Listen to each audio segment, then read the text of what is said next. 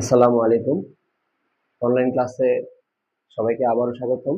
আহ, যারা অ্যাকাউন্টিং এ honours third year আছো, বিশেষ করে ম্যানেজমেন্ট অ্যাকাউন্টিং ডিপার্টমেন্ট, তোমাদের জন্য আজকের এই ক্লাস।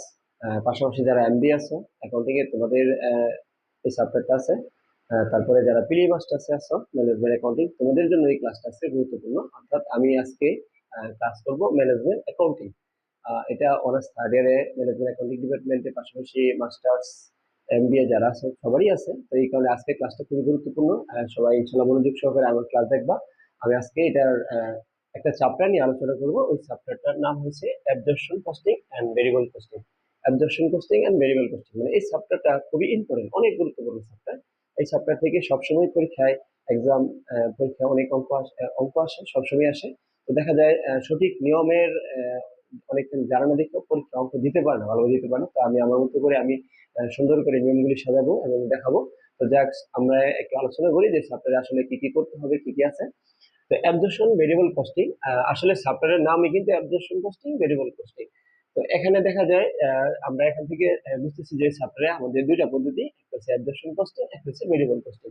তো আসলে অ্যাবজর্পশন বা ভেরিয়েবল কস্টিং দুটো পদ্ধতি কিন্তু আমাদেরকে কি করতে হবে, ইনকাম স্টেটমেন্ট করতে হবে। মানে অ্যাবজর্পশন কস্টিং এবং ভেরিয়েবল বা ডাইরেক্ট কস্টিং এ দুইটা আলাদা আলাদা ইনকাম স্টেটমেন্ট হবে। ইনকাম স্টেটমেন্ট করার পরে কি করতে হবে, রিকনসিলিয়েশন স্টেটমেন্ট করতে হবে, মানে মিলকরণ বিবরণী করতে হবে। আমি যে ইনকাম স্টেটমেন্টটা করছি এটা হয়েছে কিনা এটা আমাকে রিকনসিলিয়েশন স্টেটমেন্টে যাচাই করতে হবে। তো আমি ইনশাআল্লাহ সবকিছুই দেখাবো। তার আগে এই অ্যাবজর্পশন কস্টিং বা ভেরিয়েবল কস্টিং এ যদি আমি ইনকাম স্টেটমেন্ট করি, তাহলে তার আগে আমাকে কিছু ওয়ার্কিং করতে হবে। কারণ পরিপূর্ণ তথ্য নাও দেওয়া থাকতে পারে, ওয়ার্কিং করে আমাকে ইনকাম স্টেটমেন্টটা কমপ্লিট করতে হবে। তো আমরা এখানে ওয়ার্কিং নাম্বার ওয়ান, প্রথম ওয়ার্কিং এ আমরা কি বার করবো, কস্ট পার ইউনিট। মানে কি বার করবো, কস্ট পার ইউনিট। পাশাপাশি আমি এখানে ওয়ার্কিং টু লিখেছি, ইচ্ছে করলে কি ওইটা আগে করতে পারবো অথবা এটা করা যাবে, সমস্যা নেই। আহ, এখন কস্ট পার ইউনিটের মধ্যে আমরা দেখবো কি কি আসে। ডিরেক্ট মেটেরিয়াল, এই যে আমি এখানে দুইটা টাকার ব্যবহার করছি, অ্যাবজর্পশনের টাকা, ভেরিয়েবলের টাকা। ডিরেক্ট মেটেরিয়াল অ্যাবজর্পশনে যাবে, ভেরিয়েবলে যাবে। ডিরেক্ট লেবার অ্যাবজর্পশনে যাবে, ভেরিয়েবলে যাবে। ভেরিয়েবল ম্যানুফ্যাকচারিং ওভারহেড ভেরিয়েবলে যাবে, অ্যাবজর্পশনে যাবে। ফিক্সড ম্যানুফ্যাকচারিং ওভারহেড শুধুমাত্র অ্যাবজর্পশনে যাবে, ভেরিয়েবলে যাবে। অর্থাৎ অ্যাবজর্পশন এবং ভেরিয়েবলের মধ্যে একটাই পার্থক্য, সেটা হচ্ছে আমি যখন কস্ট পার ইউনিট করবো তখন কি অ্যাবজর্পশনের মধ্যে ফিক্সড দিব কিন্তু ভেরিয়েবলে দিব না। মানে অ্যাবজর্পশনে সব যাবে আর ভেরিয়েবলে শুধু ভেরিয়েবলে যাবে। আর এই কস্ট পারের মধ্যে আসলে কি আসবে, শুধুমাত্র ফ্যাক্টরি প্রোডাকশন পর্যন্ত আসবে, ম্যানুফ্যাকচারিং পর্যন্ত আসবে। মানে পরে যে খরচগুলি আছে অ্যাডমিনিস্ট্রেটিভ, মার্কেটিং, সেলিং, এই খরচগুলি কিন্তু এখানে আসবে না। অনেকেই ভুল করে যে এখানে কি আসে। আমি বলবো, আবারও বলি যে এখানে শুধুমাত্র ফ্যাক্টরি, ম্যানুফ্যাকচারিং এগুলি আসবে। হ্যাঁ। তো এখানে আরেকটা কথা বলে রাখি, এই ম্যানুফ্যাকচারিং এর কিন্তু অনেকগুলি নাম আছে, এগুলি আমরা একটু দেখবো। ম্যানুফ্যাকচারিং এর আর কি কি নাম আছে, প্রোডাকশন, তারপরে কি আছে ওয়ার্কস, তারপরে আছে কি ফ্যাক্টরি, হ্যাঁ, তারপরে এখানে আছে ম্যানুফ্যাকচারিং। তার মানে এই সবগুলি নাম কিন্তু আমাকে জানতে হবে যে ভেরিয়েবল প্রোডাকশন ওভারহেড থাকতে পারে, ভেরিয়েবল ওয়ার্কস ওভারহেড থাকতে পারে, ভেরিয়েবল ফ্যাক্টরি ওভারহেড থাকতে পারে, ম্যানুফ্যাকচারিং ওভারহেড থাকতে পারে। এগুলি আমরা মাথায় রাখবো, প্রথমে আমরা এই কাজটা করবো।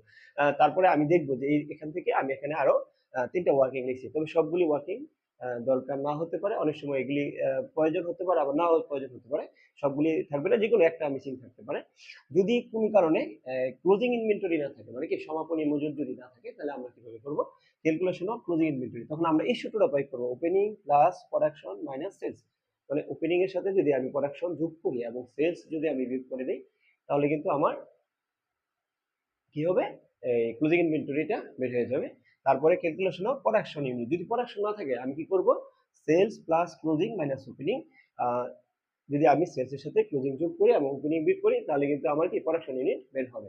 তারপর 3 নম্বর ক্যালকুলেশন অফ সেলস। হ্যাঁ, এটা বেশিরভাগ এটা দেওয়া থাকে, এটা প্রথম দুইটাই মিসিং থাকে, এরপর দুইটার মধ্যে যে কোনো একটা। তারপরে যদি এটা না দেওয়া থাকে, opening plus production minus closing, এটার মাধ্যমে আমরা কি সেলস ইউনিট বের করতে পারবো। তো আমি প্রথম ক্লাসে জাস্ট একটু ধারণা দিয়েছি, আশা করি তোমরা বুঝেছো। এবং পরের ক্লাসগুলিতে আমি চেষ্টা করব যে কিভাবে ইনকাম স্টেটমেন্ট করে ওই নিয়মগুলি আমি দেখানোর জন্য। সবাই ভালো থাকবো, আল্লাহ হাফেজ।